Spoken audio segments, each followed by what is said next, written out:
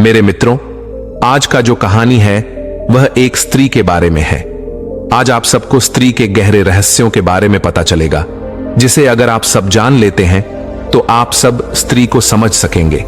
और अगर आप एक पुरुष हैं तो आपको यह कहानी अवश्य सुननी चाहिए। मित्रों, स्त्री के भी अपने कुछ गहरे रहस्य होते हैं, जिसे जानना और समझना इतना आसान भी नहीं होता है।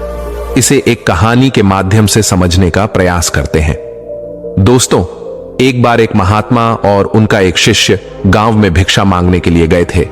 जब वे दोनों गांव के पहले द्वार पर भिक्षा मांगने पहुंचे तो उन्हें बड़ी आसानी से भिक्षा मिल गया।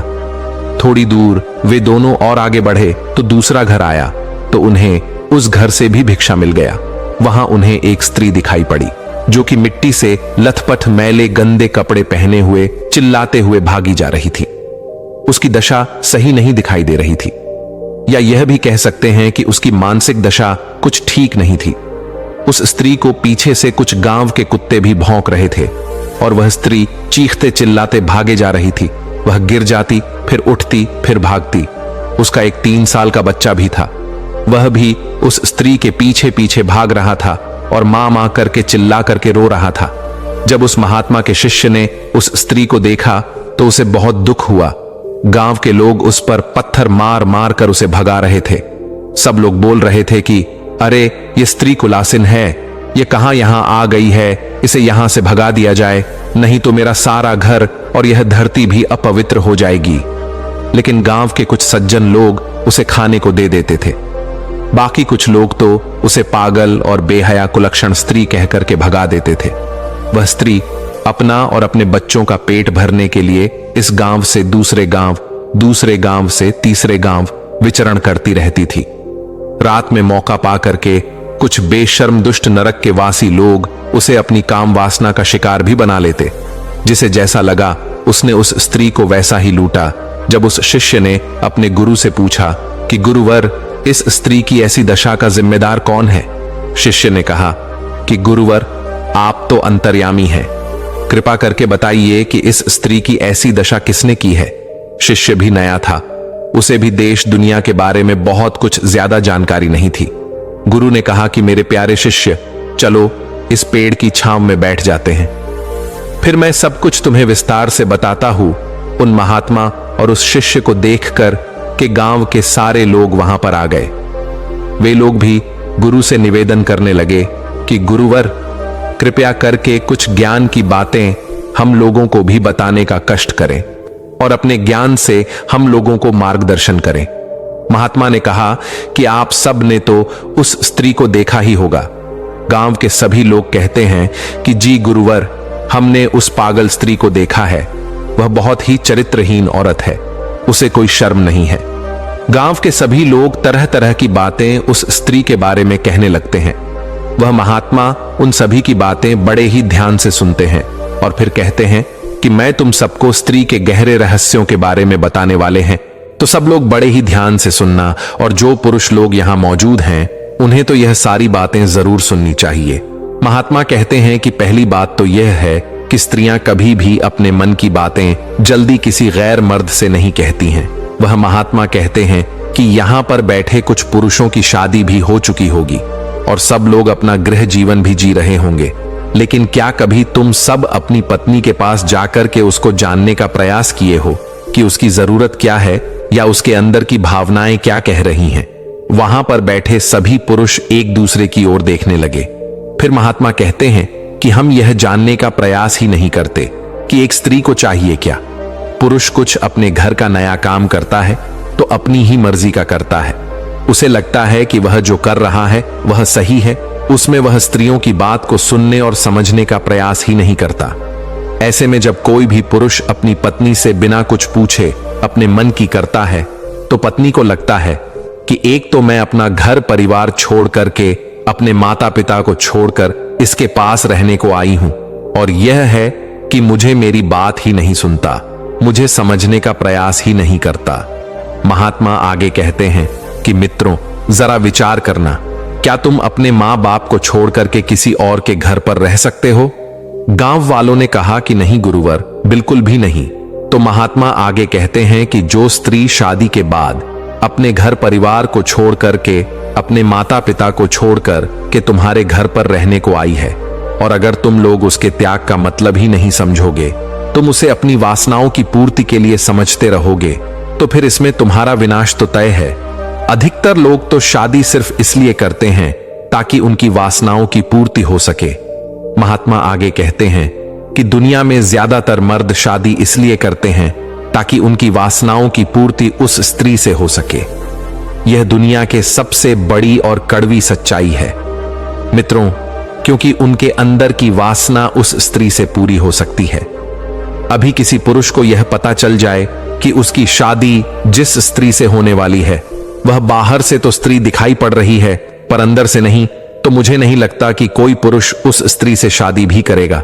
वह उस स्त्री से शादी करने को तैयार भी नहीं होगा, क्योंकि उसे पता है कि उसकी काम वासनाओं की पूर्ति उस स्त्री से हो ही नहीं सकती। हर एक स्त्री बहुत डरी और सहमी हुई होती है मित्रों, उन्हें प्यार की जरूरत होती है।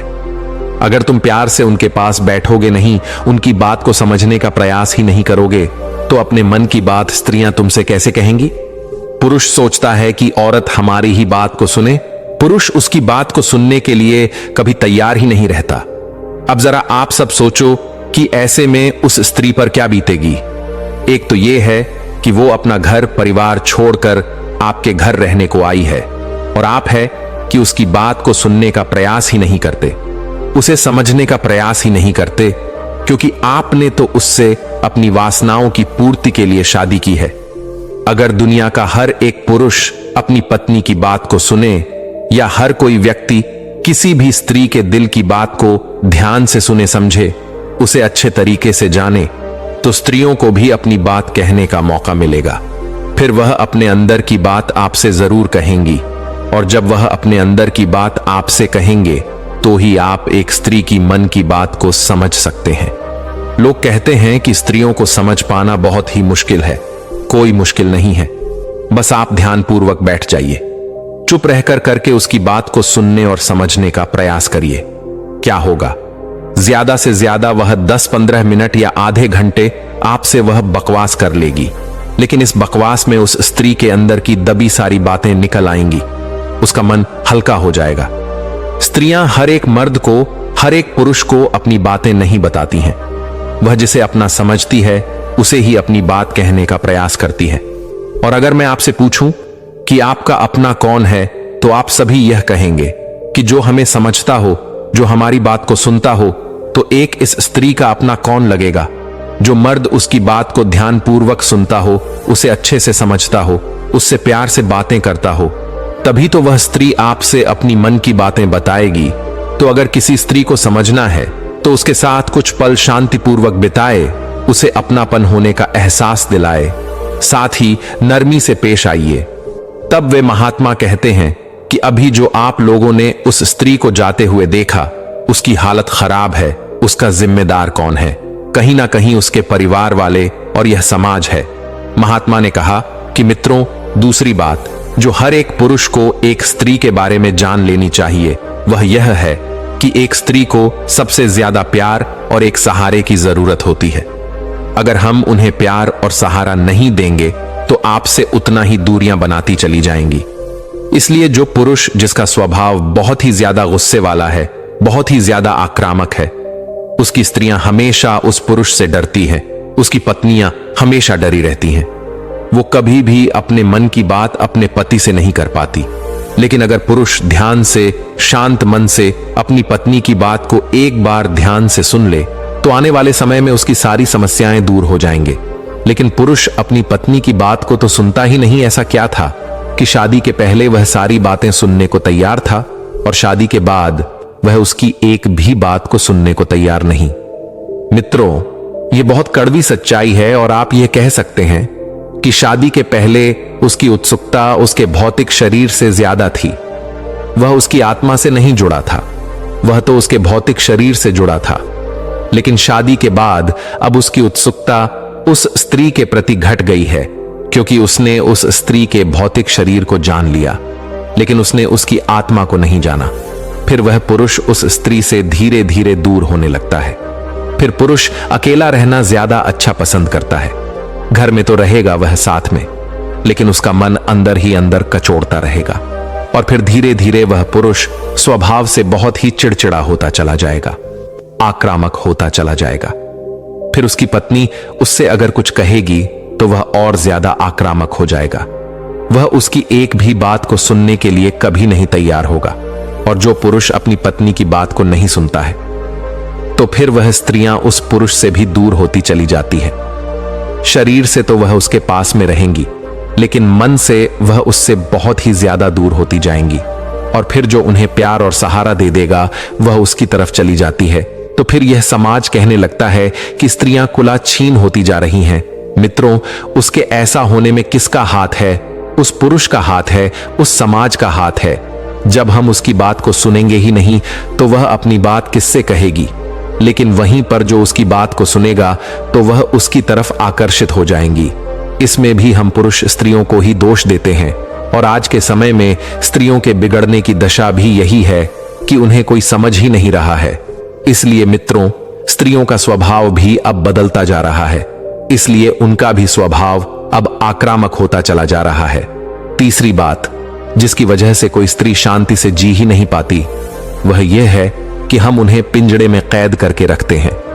गांव वालों ने कहा कि गुरुवर, पिंजड़े में कैद रहने का तात्पर्य क्या है? फिर महात्मा गांव वाले से कहते हैं कि अभी जो सामने आप सबको वह घर दिखाई दे रहा है, उस घर के बाहर जो दरवाजा है, अगर मैं उस दरवाजे पर यह लिख दूं कि इस दरवाजे को खोलना मत, तो लोगों की आशंका बढ़ जाएगी कि ऐसा क्या है उस दरवाजे के अंदर, उस पर ऐसा क्यों लिखा हुआ है कि दरवाजे को खोलना मत।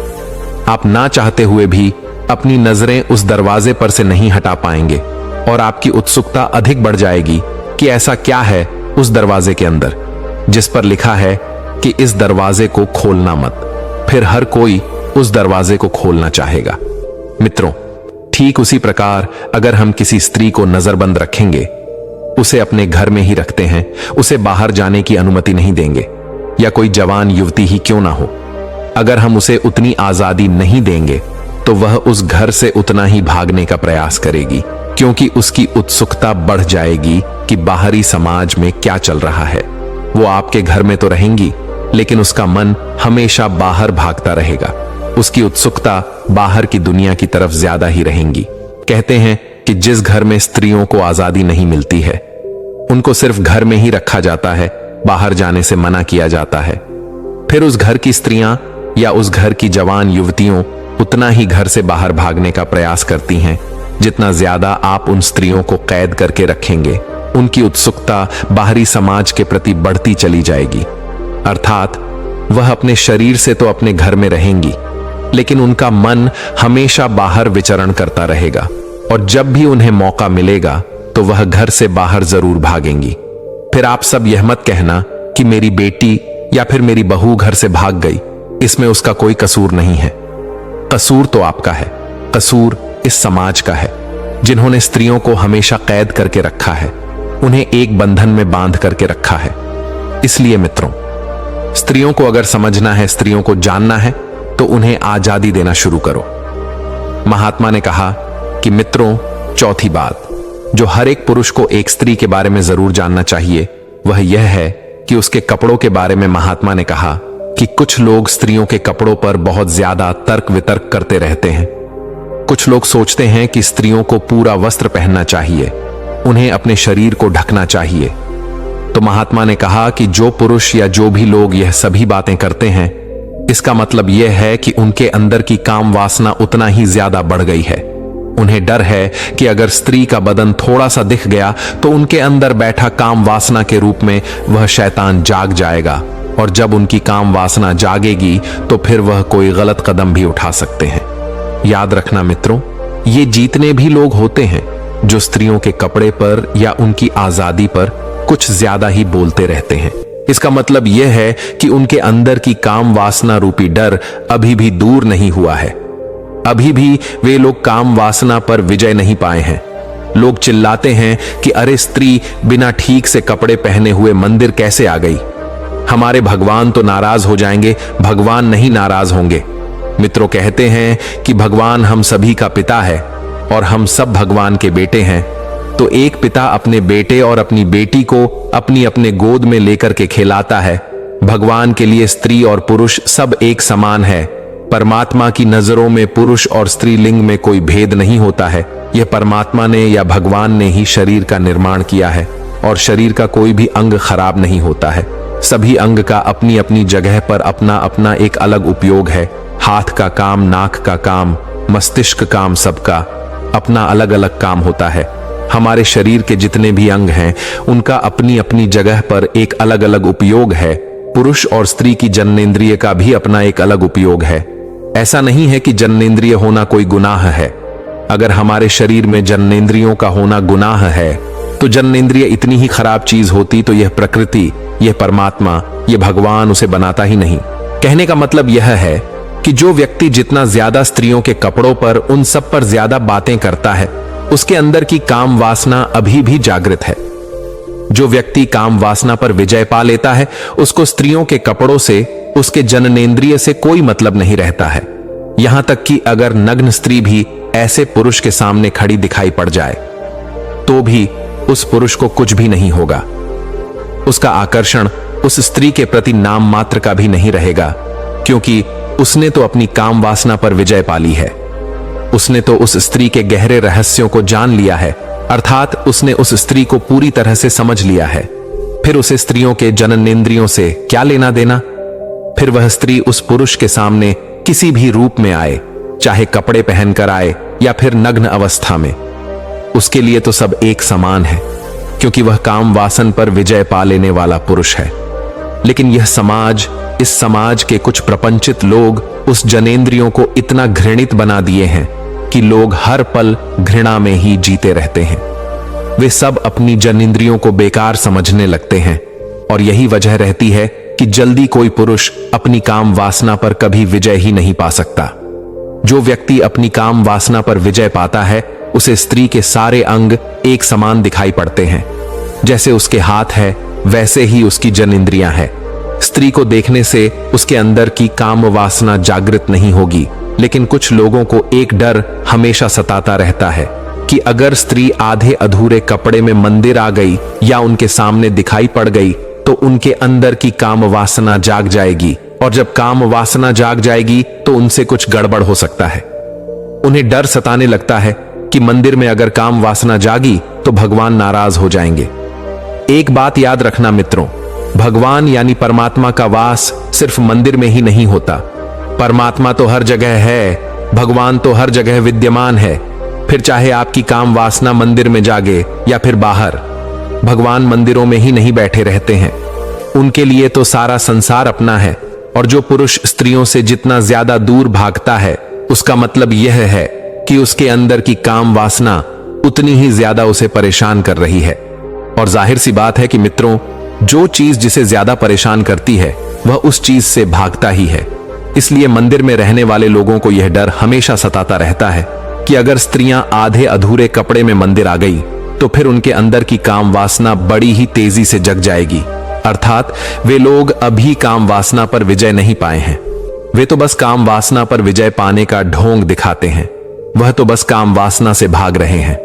वास्तव में जब आप काम वासना पर विजय पा लेंगे तो फिर आप चाहे स्त्रियों से घिरे हों या फिर ना भी घिरे हों, आपके लिए सब कुछ एक समान रहता है। इसलिए सबसे ज्यादा जरूरी यह है कि ऐसे लोगों को स्त्रियों को देखने के प्रति अपना नजरिया बदलना पड़ेगा। जिस घर में स्त्रियां हैं, नवयुवक युवतियों सब एक साथ रहते हैं, उस घर में कभी भी आक्रामक और बलात्कारी पुरुष पैदा ही नहीं हो सकता, क्योंकि उन्होंने स्त्रियों को जान लिया है, स्त्रियों को समझ लिया है। जीतने भी लोग ब्रह्मचर्य के पालन के लिए बड़ी बड़ी कसम खाते हैं, इसका मतलब यह है कि उनके अंदर की काम वासना अत्यधिक हो रही है। इसीलिए तो वे लोग अपनी काम वासना पर विजय पाने के लिए बड़ी बड़ी कस्में खाते हैं, ब्रह्मचर्य का पालन करने की कोशिश करते हैं। कोई ब्रह्मचर्य का पालन करने की कोशिश क्यों करेगा? जाहिर सी बात है कि उसके अंदर की काम वासना अत्यधिक बढ़ गई है, अब उससे वह बर्दाश्त नहीं हो रही है, इसलिए तो वह ब्रह्मचर्य का पालन करने की बात कर रहा है। ब्रह्मचर्य का पालन करना है तो पहले स्त्रियों को जानना पड़ेगा, उन्हें समझना पड़ेगा। स्त्रियों से दूर रहना ब्रह्मचर्य का पालन नहीं होता है। कस्में खाने से आप ब्रह्मचर्य का पालन नहीं कर सकते। आप जितना कस्में खाएंगे आपके अंदर की काम वासना उतना ही बढ़ती चली जाएगी और फिर ऐसे व्यक्ति को काम वासना हमेशा सताती रहती है, क्योंकि उसकी इच्छा तो पूरी ही नहीं हुई है। उसने तो स्त्री को जाना ही नहीं, उसने तो अपनी काम वासना पर विजय पाई ही नहीं। बस वह स्त्रियों से भाग रहा है ताकि उसके अंदर की काम वासना कहीं भड़क ना जाए। ऐसा पुरुष मरते दम तक कभी भी काम वासना पर विजय नहीं पा सकता। वह तड़पता रहता है पूरी जिंदगी भर अपनी काम वासना की पूर्ति के लिए, और आश्चर्य की बात यह है कि भागता भी रहता है। भले ही वह सोचता है कि वह ब्रह्मचर्य का पालन कर रहा है, लेकिन अंदर ही अंदर उसकी वासना बढ़ती ही जा रही है। वह अपनी वासना को दबाता ही जा रहा है। और याद रखना मित्रों, काम वासना जितनी ज्यादा दबेगी आप उतना ही काम वासना के घेरे में दबते चले जाएंगे। ब्रह्मचारी बनने के लिए आपको पहले स्त्री को जानना होगा। जब आप स्त्री को जानेंगे तो ही आपको समझ में आ जाएगी कि वास्तव में यह है क्या। इसलिए ब्रह्मचर्य को पाना है तो पहले स्त्री को जानना होगा। फिर जाकर आप देखेंगे कि आपकी जो वासना है खुद ब खुद आपके नियंत्रण में आ गई है। एक पुरुष स्त्रियों को अपनी भोग का शिकार बनाता है, और पुरुष भी यही कहता है कि स्त्रियों को अच्छे कपड़े पहनना चाहिए, स्त्रियों को पूरा बदन ढक कर चलना चाहिए। क्यों चलना चाहिए? क्योंकि उस पुरुष को डर है कि अगर स्त्री ढंग के कपड़े नहीं पहनेगी तो उसके शरीर के कुछ अंग दिखाई पड़ जाएंगे और उसके अंदर की काम वासना कहीं जाग न जाए, और जब काम वासना जाग जाएगी तो उनसे कुछ गलत भी हो सकता है। इसलिए मित्रों, काम वासना पर विजय पाना है तो पहले स्त्री को तुम्हें जानना पड़ेगा, तुम्हें उसे समझना पड़ेगा। अधिक कपड़े पहन लेने से, स्त्रियों को पूरा ढंग देने से आप कभी भी ब्रह्मचारी नहीं बन सकते। बात कड़वी है मगर सच्चाई यही है। क्या आप सबने कभी गौर किया था कि जब आप सबकी शादी होने वाली थी, उस स्त्री से मेरी शादी होगी, तो आप सबकी उत्सुकता उस स्त्री में कितनी ज्यादा बढ़ गई थी। आप सभी ने उस स्त्री को जानने के लिए कितना कुछ नहीं किया। आपने यह जानने की बहुत कोशिश की कि मेरी होने वाली पत्नी कैसी है, उसमें ऐसा क्या है, उसमें ऐसा क्या खास हो सकता है, उसका शरीर कैसा है, वह कैसी दिखती है। फिर ये सारे सवाल आपकी उत्सुकता उस स्त्री के प्रति ज्यादा बढ़ा देंगे, और जितनी ज्यादा उत्सुकता बढ़ेगी आपका मन आपके शरीर से नियंत्रण खोता चला जाएगा। आपका पूरा मन हर पल उसी स्त्री में डूबा रहेगा। आप धरती पर तो चलेंगे, आपका भौतिक शरीर यहां रहेगा, लेकिन आपका मन उस स्त्री को जानने में डूबा रहेगा। लेकिन मित्रों, कुछ दिनों बाद होता क्या है कि जब आप सबकी शादी हो जाएगी तो धीरे धीरे आप महसूस करेंगे कि अब आपकी उत्सुकता उस स्त्री के प्रति अब खत्म हो रही है। इसलिए धीरे धीरे कई पुरुषों को अपनी ही पत्नी अच्छी नहीं लगती, फिर किसी दूसरे की पत्नी उस पुरुष को ज्यादा ही अच्छी लगने लगती है, क्योंकि अब उस पुरुष की उत्सुकता अपनी पत्नी में नहीं रह गई। उसका मन अब भर गया, क्योंकि उस पुरुष को लगता है कि अब तो उसने अपनी पत्नी को जान लिया कि उसके अंदर क्या है, उसका व्यवहार कैसा है, वह कैसा दिखती है। लेकिन जिसने पूरे सुरक्षा भाव से, पूरे एकाग्र मन से अपनी पत्नी को जान लिया, या फिर स्त्री को जान लिया, अपनी पत्नी से प्रेम कर लिया, तो उसकी उत्सुकता कभी भी दूसरी स्त्री में नहीं रह जाएगी, क्योंकि उसे समझ में आ गया कि जैसे यह स्त्री है वैसे ही दुनिया की सारी स्त्रियां हैं। लेकिन इसके लिए आपको उसके भौतिक शरीर से नहीं बल्कि उसकी आत्मा से जुड़ना पड़ेगा, और आत्मा से आप तभी जुड़ पाएंगे जब आपको उसके भौतिक शरीर से बहुत कुछ ज्यादा लेना देना नहीं रहेगा।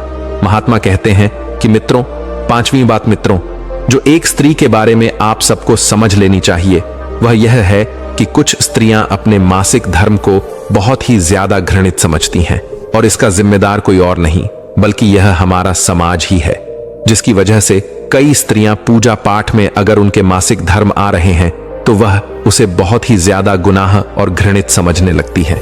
वह समझती हैं कि उनके भगवान उनसे नाराज हो जाएंगे, उनके पूजा पाठ का फल अच्छे तरीके से फलित नहीं होगा, क्योंकि उनका मासिक धर्म अभी इस समय आ गया है।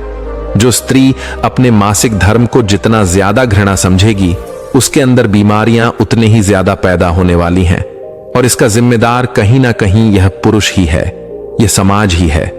महात्मा एक बार फिर कहते हैं कि मित्रों, अगर यह मासिक धर्म इतना बुरी चीज होती तो यह प्रकृति या परमात्मा या फिर बनाने वाला या भगवान इस मासिक धर्म जैसी प्रक्रिया को बनाता ही नहीं। जब इन स्त्रियों में मासिक धर्म आता है तो उनके शरीर का तापमान बढ़ जाता है।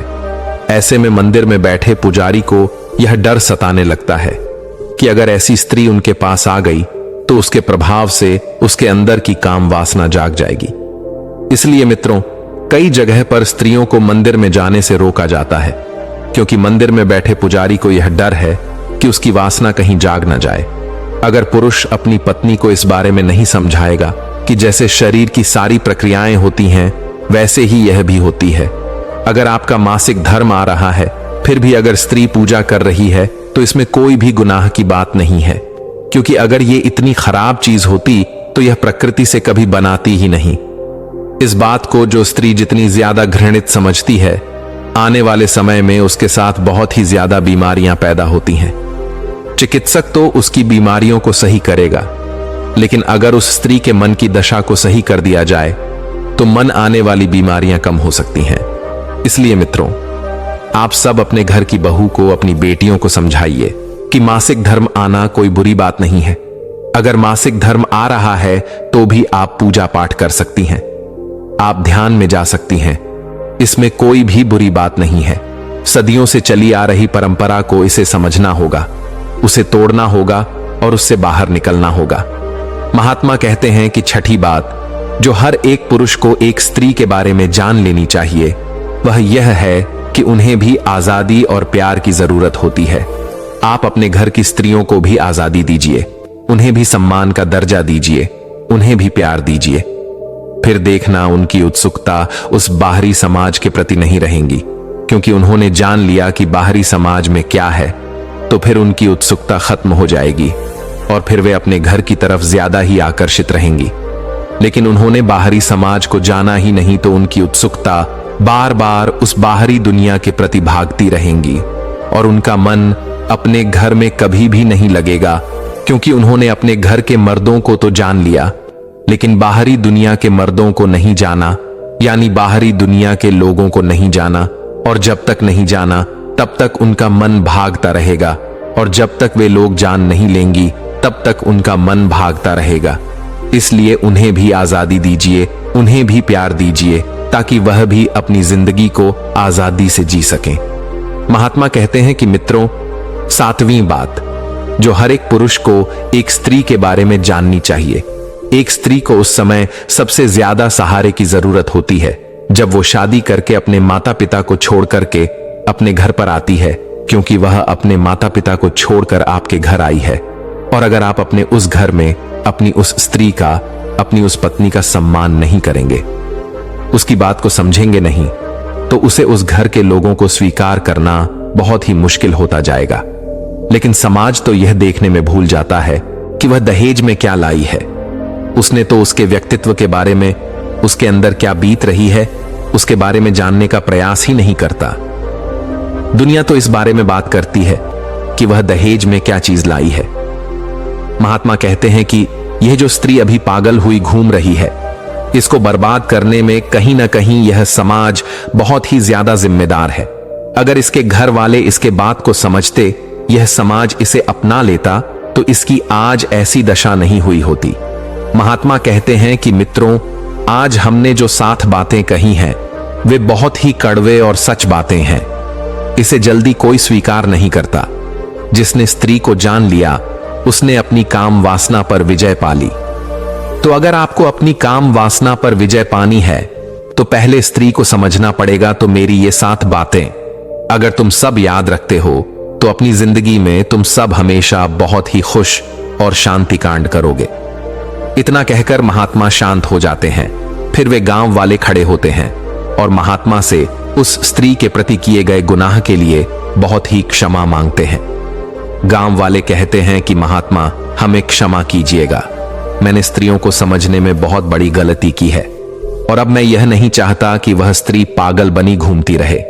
गांव वाले जाते हैं और उस मिट्टी में लथपथ स्त्री को और उसे उसके घर पर छोड़ देते हैं। महात्मा उन सभी को आशीर्वाद देकर के अपने मार्ग के लिए आगे के लिए रवाना हो जाते हैं। मित्रों, आपको भी यह 7 बातें जान करके बहुत कुछ सीखने और समझने को मिला होगा। दोस्तों, इस कहानी से आपने क्या समझा? अपने विचारों को, अपने भावनाओं को एक कमेंट के माध्यम से जरूर बताएं। क्या पता आपके एक कमेंट से किसी का जीवन बदल जाए। धन्यवाद।